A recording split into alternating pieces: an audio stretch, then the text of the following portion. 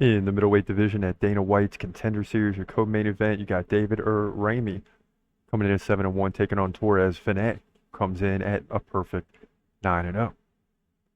Now, Ramy, as we'll call him, is 4 inches taller at 6 feet. He's a tall middleweight. Well, not tall. Finney actually is just short at 5'8". Ramy's 28, Finney 25. Finney's been here before, 76-inch reach. He fights right-handed. Less than one significant strike per minute in the last fight, but had multiple takedowns. Um, you know, and that's not going to get the job done, right? When you come in, you need to get finishes. More on that in a minute.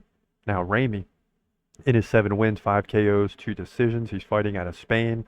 In the one loss, it was by KO, and that was back in 2019. So it's been a while. Now, Torrez Finney, in his 9 wins, 6 KOs, 1 submission. All right? So you have that, but then he comes in against Cameron Ralston, and it goes to a decision. And now all of a sudden he's a takedown specialist who's not landing a lot of significant strikes. So he wins by decision. Dana White says no. But guess what? He gets another chance. He probably pleaded for another chance. At least you would hope he would. But listen, he didn't lose, so he gets another opportunity. Before he got here, he won by TKO at Combat Night, fought at Dana White's Contender Series in 2023 as well. So this will be his 3rd fight at the Contender Series. And, it's crazy because Dana White's probably second guessing his decision, but last year at the Contender Series, he submitted Yuri Penfarov, then beat Tyson Jeffries, right? Then came back to Contender Series this year and won by decision. And, in both of these fights, he got 1 submission, but in the second fight, it was kind of a boring decision of just control time. So, Dana White's probably thinking I should have just taken this guy before when he got the submission, but now I can't take him in a fight like that, especially when there's 4 or 5 other good fighters on this card.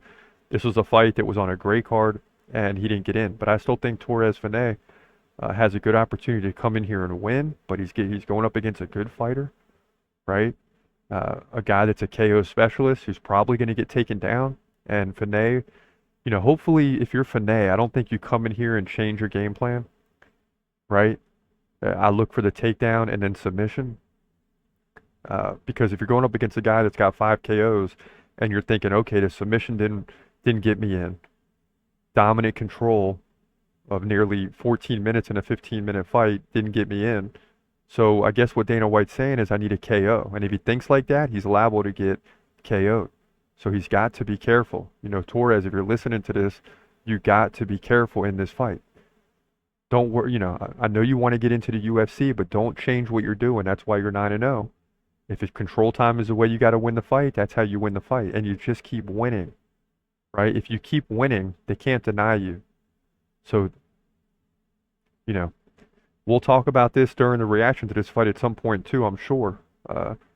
But listen, Finney's just got to come in with his normal game plan and get to 10-0 and let the chips fall where they may. Now, with other guys, I'll say you need to get the finish, you need to do this, yeah, but he's already won twice at the Contender Series. You go 3-0 with the Contender Series and you're 10-0 overall, I think the UFC's got to let you in.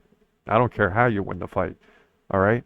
So, hopefully he doesn't make a mistake and trip up here, but I like Torrez Finney to win the fight, to move to 10-0. It's just hard to say how at this point, but he can definitely dominate on the ground and hopefully get the submission. And that's what it is. Middleweight division, Dana White's Contender Series.